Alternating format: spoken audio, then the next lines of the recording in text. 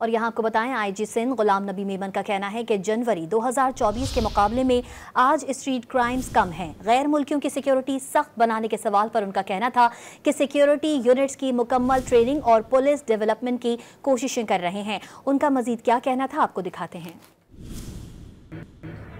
देखें, इसमें हम पूरी कोशिश कर रहे हैं कि जितनी हमारे सिक्योरिटी यूनिट्स हैं उनकी प्रॉपर ट्रेनिंग हो।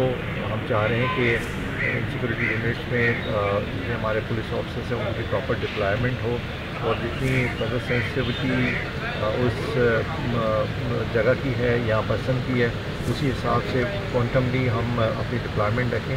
तो ये आए दिन हमारे फ्रीक्वेंट इस सिलसिले में मीटिंग्स भी होती हैं, R&D भी होती है, तो हम कोशिश कर रहे हैं कि इसको बेहतर से बेहतर करें।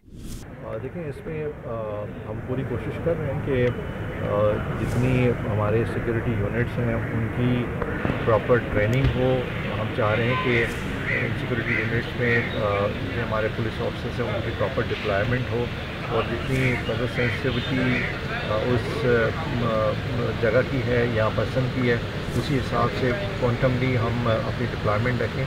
तो ये आए दिन हमारे फ्रीक्वेंट इस सिलसिले में मीटिंग्स भी होती हैं, R&D भी होती है, तो हम कोशिश कर रहे हैं कि इसको बेहतर से बेहतर करें।